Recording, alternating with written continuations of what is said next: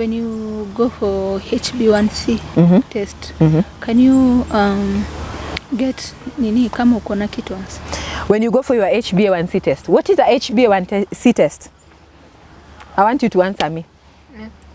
Because usually I say the person living with diabetes is the best teacher of diabetes. I know about diabetes because I've learned about it, and from experience, 12 years of working with people with diabetes. You've got the answer? Concentration of glucose for the last 3 months. On your red blood cells, okay? So when you look at a red blood cell, it's a round thing, how much glucose is attached on it in terms of percentage, all right? The higher it is, the more sugar is attached to it, and that means over a long period of time, your sugar was high.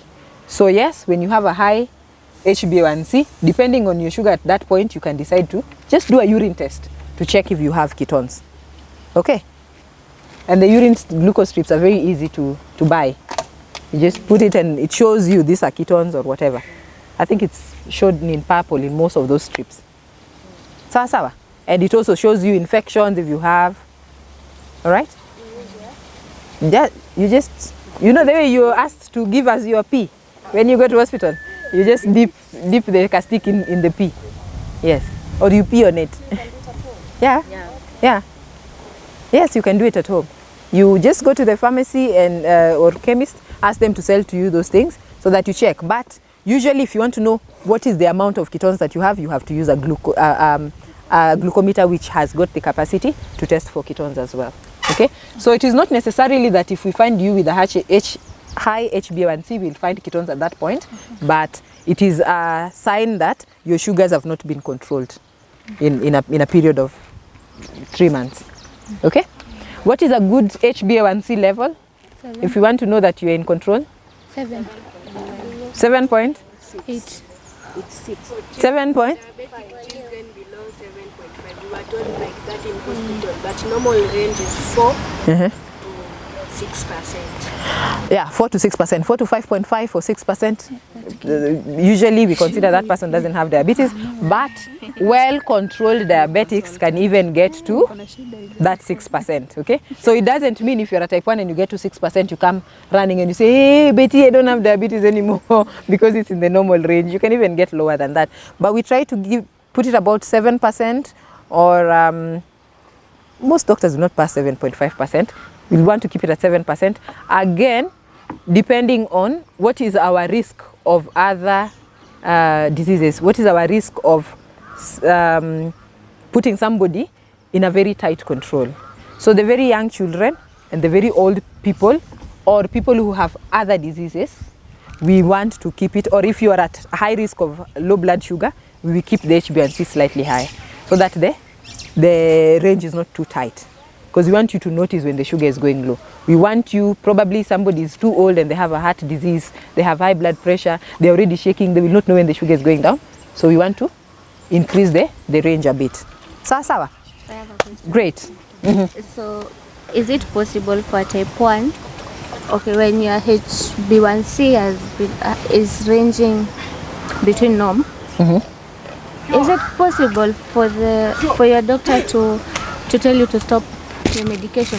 Okay. Question. If you're, that is how the horses are running with people. Yeah. I will not go. The question is, if your HbA1c has gone to normal range and you are a type 1 diabetic, is there a chance that your doctor can tell you to stop insulin? Is there a chance? I've had a case like that, whereby the person's HbA1c was always, was ranging from 5.6 for some time. And so the doctor told him to stop his medication, to stop taking insulin. How old is the patient?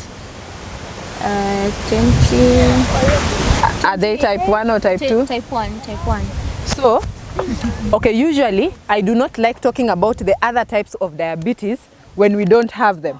I know most of us know we have type 1 diabetes, type 2 diabetes, and gestational diabetes. That is what most of us know. However, there are other types in between here.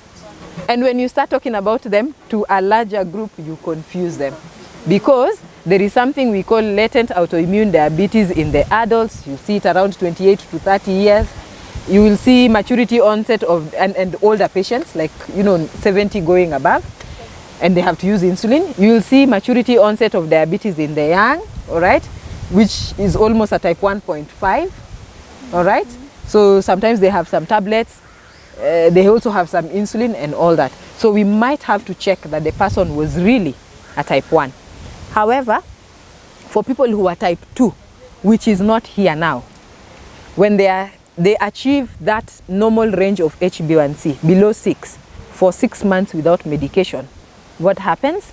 They are able to stay without medications. For us, where we started, we said we are unable to produce insulin because the cells that produce insulin in our body have stopped functioning. We have no way of bringing them back. So no.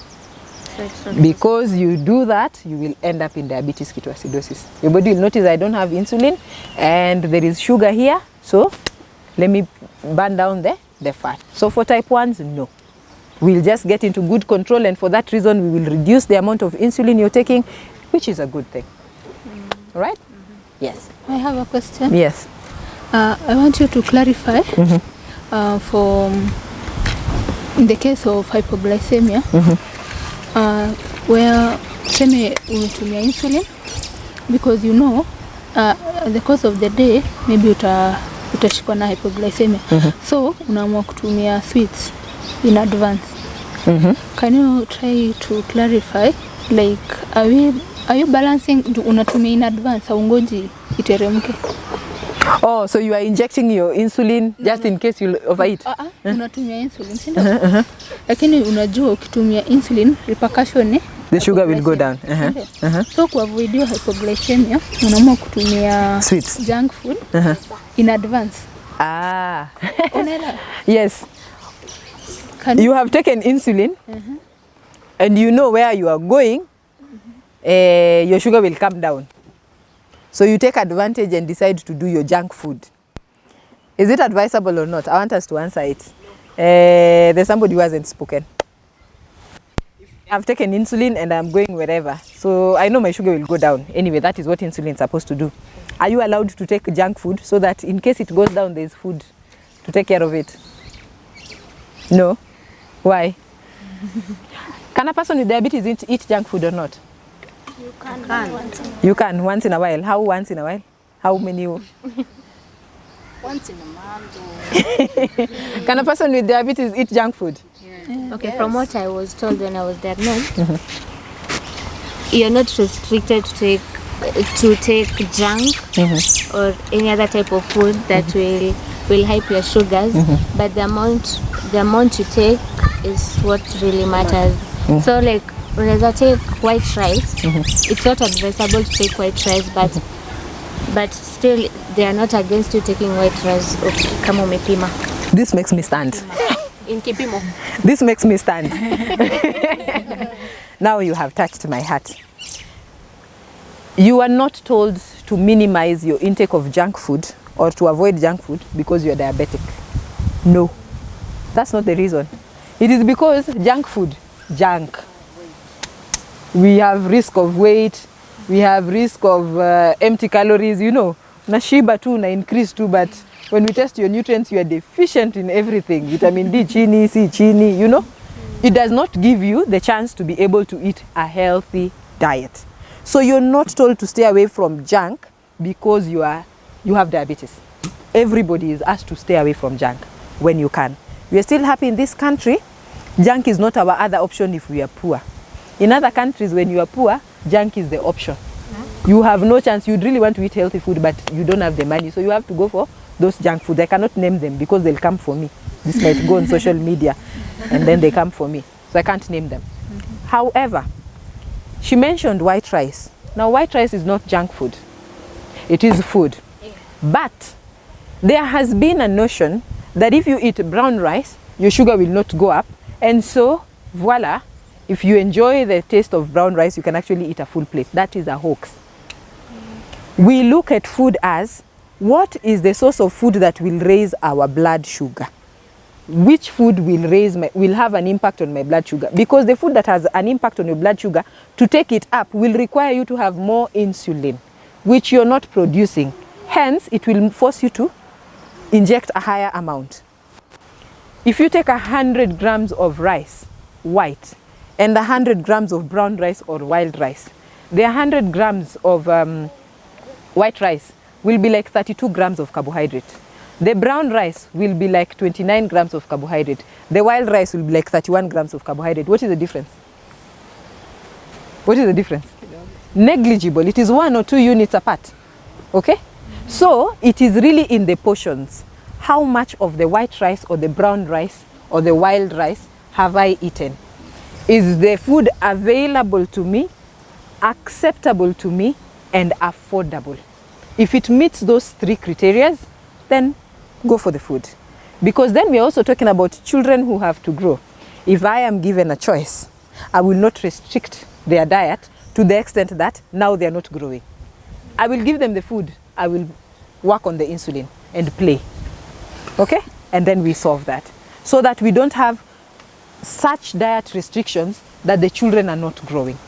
That they are 12 years old and there are no signs of puberty. For us, that is a problem. Because that means we have to jumpstart puberty in that child. Costs more money and it is a lot of strain. Whereas the child could have eaten. So it is how you're balancing. You can have the white rice, balance it on the plate kidogo, have more vegetables, you know, so that, or if a child has a bigger appetite, you probably want to give them jugu before they eat. Jugu has a way of making sure your stomach is filled up. Give them water before they eat, okay? So that when the rice comes, they finish the mbogas and the proteins that was there, there's very little space to put the rice. The other day I said, people need to reduce the amount of ugali they're eating. They only had the ugali part. But there was rice, there was githeri, but they chose to hear the ugali part. And they were not very happy on social media again. But anyway, just watch out your portions.